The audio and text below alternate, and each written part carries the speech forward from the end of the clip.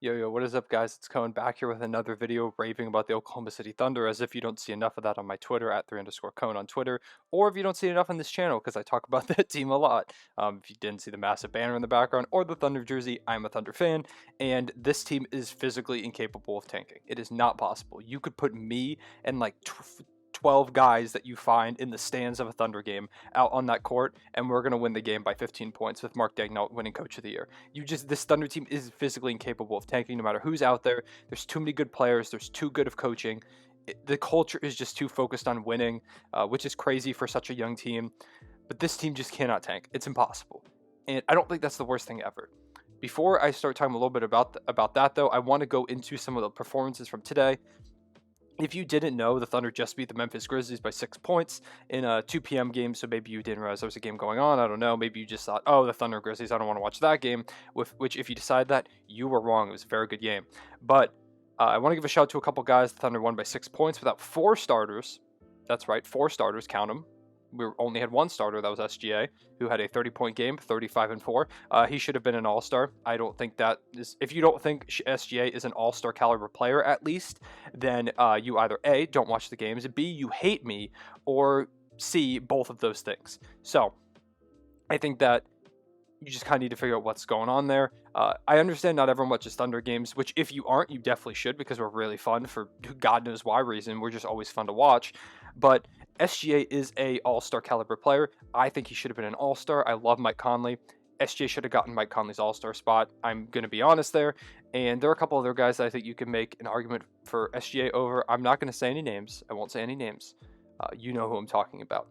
But he's just unstoppable. This was his 3rd straight 30-plus point game. He scored 30 tonight.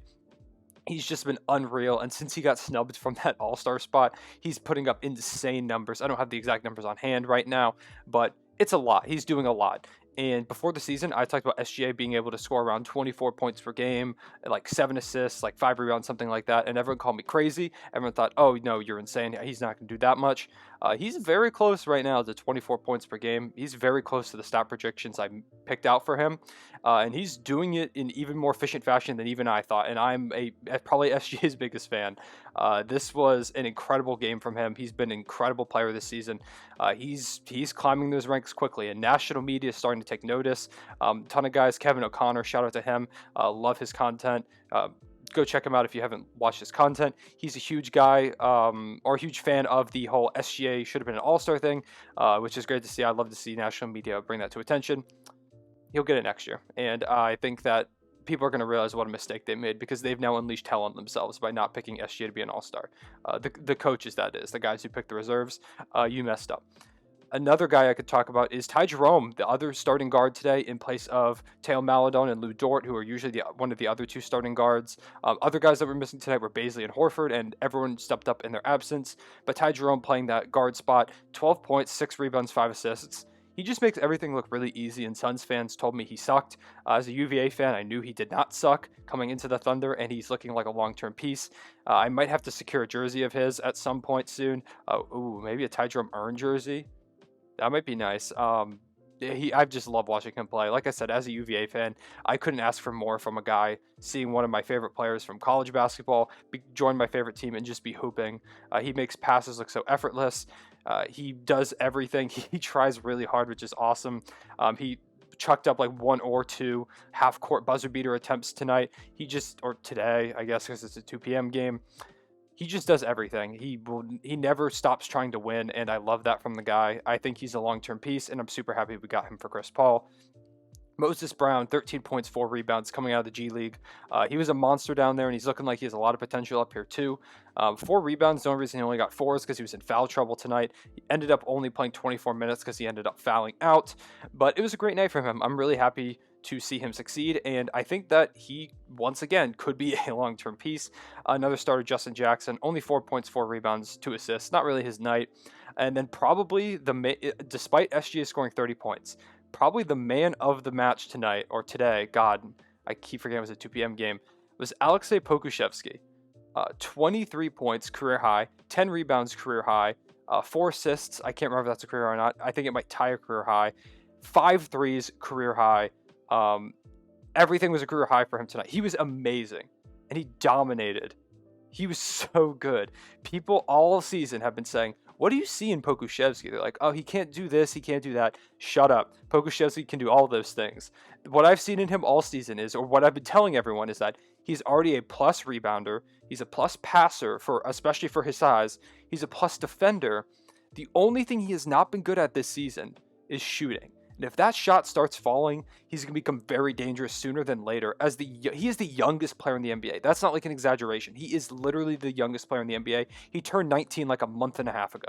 And he just put up 23, 10, and 4. The youngest Thunder player to put up 20 points in a game ever. Not since anybody, ever. And that's for a franchise that had Russell Westbrook, Kevin Durant, and James Harden. He's really, really good. And that shot tonight was falling. And tonight he showed, if that shot continues to fall, how good he's going to be. I'm all in on the Poku hype train. And if you're not, you better hop on quick because it's going to fill up very, very fast. I guarantee you, especially after today's game. I almost said the tonight thing again. My dad, I was texting him throughout the game because over my winter break from school, I made him a big Pokuševski fan. He would watch games with me, and I would be like, Dad, that guy Pokuševski, he's gonna be really, really good. And now my dad is falling on the bandwagon, and he was texting me today. He's like, yo, Poku's going crazy. I was like, exactly. He gets it. And I might get him a Pokuševski jersey for his birthday. If he does, I'll film a video of his reaction and put it up on here or Twitter or something like that. It's not till June, so keep an eye out for that, but I think I might have to do it because he was one of the first people on the Pokuševski hype train, and he's the definition of a casual. So if you're not on the hype train and he is, you're way behind. Other guys I could talk about tonight are Kenrich Williams with 17, 4, and 3. Darius Miller with 11, 3, and 4. Two guys who are great wings that just do a lot of things right. They hustle, they play hard. Darius Miller had an and 1-3 in the waning moments of the game. Kenrich Williams does all the little things. We call him Kenny Hustle for a reason. He rocks the mullet. I'm so happy we got both of them in a trade. I would hate to see either one of them get traded, but I wouldn't be surprised because they're both guys that contenders would love to have. Mike Muscala only played 12 minutes tonight. I think a trade is coming for him. It's going to make me really sad, but I think a trade is coming. And that's about it. I could also give a shout to Isaiah Roby, who had 10, 8, and 1. The 9 turnovers were a little less than optimal, but, it happens sometimes. This was just a great game for the team. And I also want to give a shout to Mark Daigneault, who should get Coach of the Year votes. He's been so good. He's developed such a winning culture for this team. And on a team full of guys who are trying to prove themselves, they're trying to find their spots in the league. We could talk about a Ty Jerome, who the Suns kind of already gave up on. A Justin Jackson, who's been tossed around a lot. A Kenrich Williams and a Darius Miller, who have been kind of forgotten guys. A Mike Muscala, who's been on a bunch of teams in his career. There are so many players on this team that are trying to prove themselves as NBA players. So they could theoretically just go for stats, right? Mark Daigneault has them playing like a team.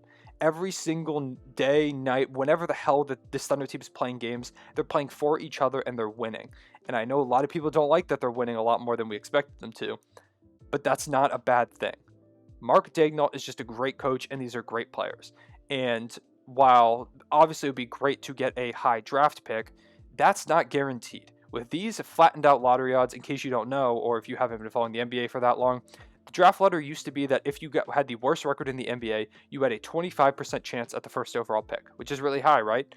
Now it's the first, second, and third teams have a 14% chance at the top pick, and then it slowly drops from there.